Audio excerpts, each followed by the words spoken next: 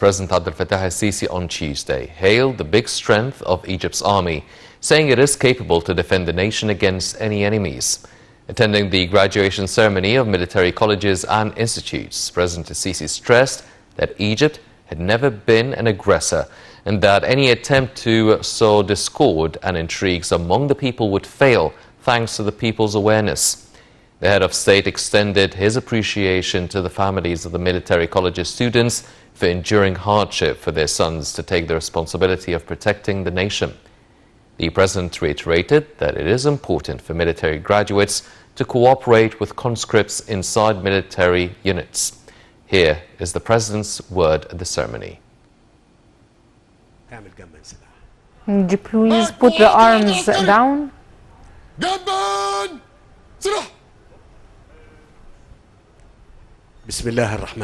In the name of God, the most merciful, the most compassionate.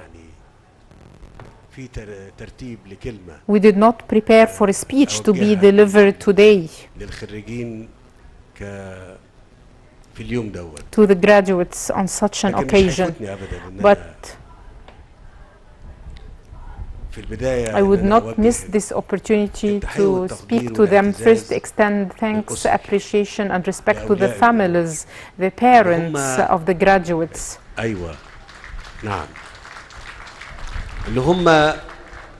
The families and the parents that stayed up late, uprooted those students, spent and gave their children to their country, Egypt, so that their sons would be responsible for protecting this country and preserving its safety and security.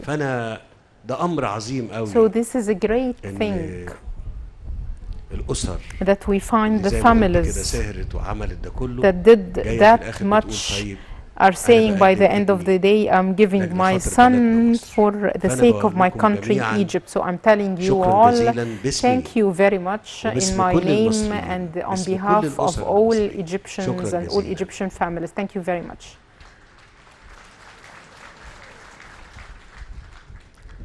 Let me extend the greetings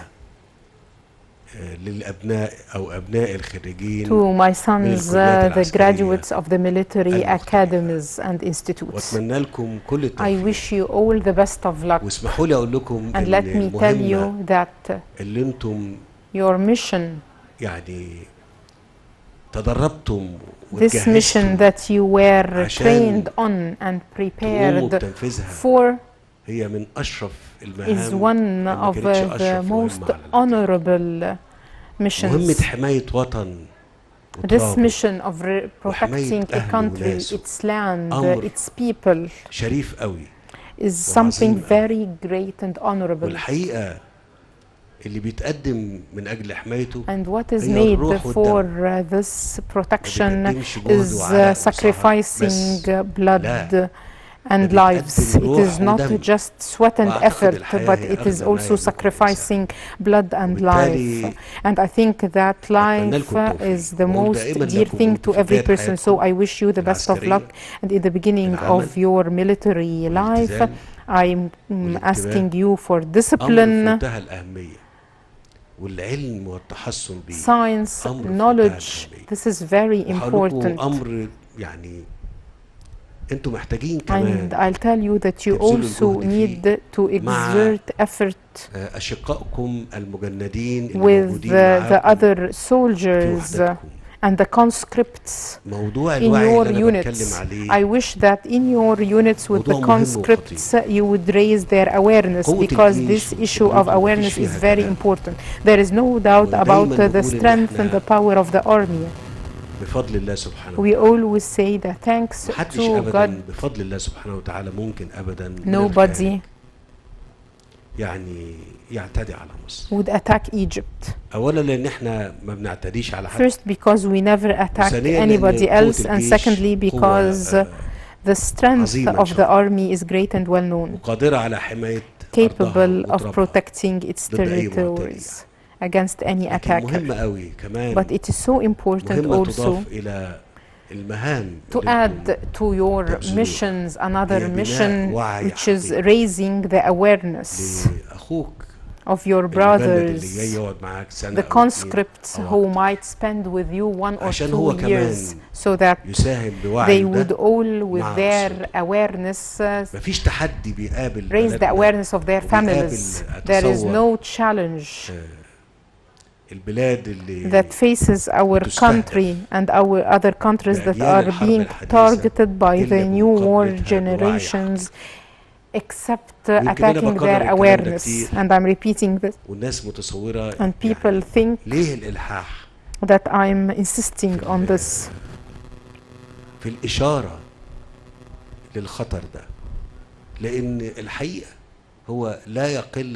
I'm repeating it because this is not less danger than any attack on the country. Because the goal by the end of the day, and I'm saying this to all the participants and the families, the main issue is how to move the communities and the nations to harm their countries. So this is the main problem in all countries. There is no perfect state, but the main idea is how to mobilize the public opinion negatively through rumors, false news, raising doubts.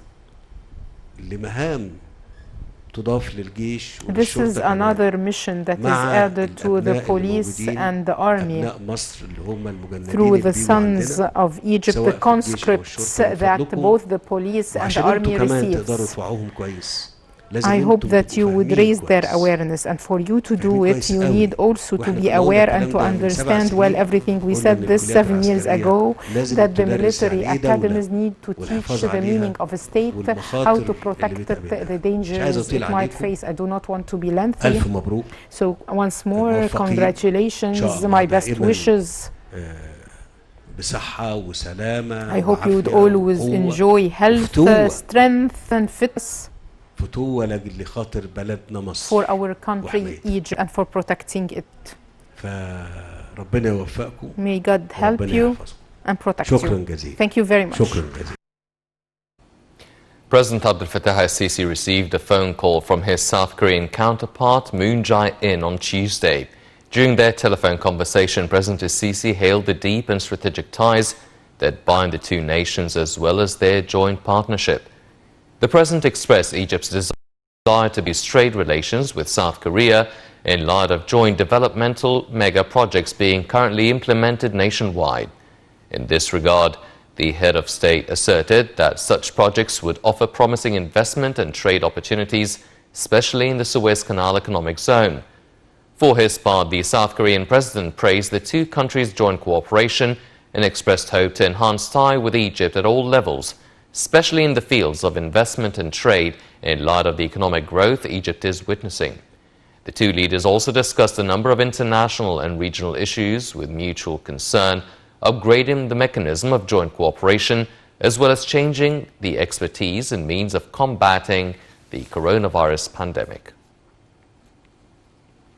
Egyptian expats are to vote on Wednesday in the first phase of the parliamentary elections. Voters are to send their ballots through fast mail to guarantee they arrive at embassies between the 21st and 23rd of October.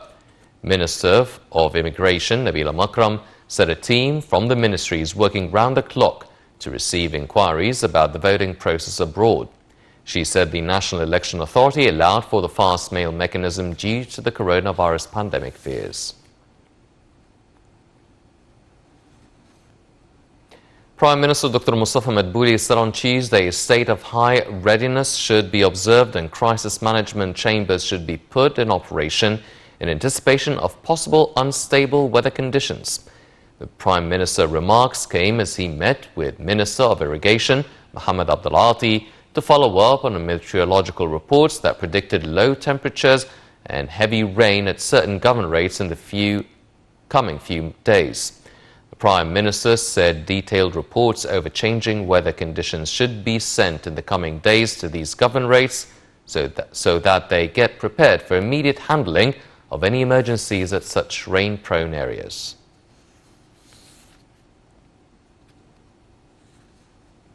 The Grand Imam of Al-Azhar condemned the beheading of a French teacher, but said insulting religions in the name of free speech was an invitation to hatred in a speech read out on Tuesday.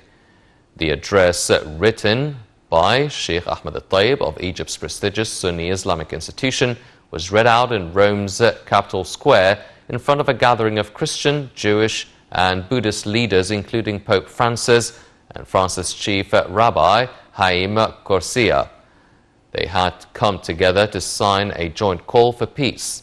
Tayyip said in his speech that as a Muslim and a Sheikh of Al-Azhar, he declares that Islam, its teachings and its prophet are innocent of this wicked terrorist crime, referring to the beheading of French teacher Samuel Paty on Friday. Egypt welcomed understandings reached between neighboring Sudan and the United States over launching a process to lift Sudan from a U.S. list of terrorism-sponsoring states. A foreign ministry statement said Egypt congratulates Sudan's people and government for the move that would end long years of isolation and political and economic hardship for the fellow Arab nation. According to the statement, Egypt is confident this move will usher in an era of progress and prosperity and help restore Sudan's active role on the Arab and African arenas.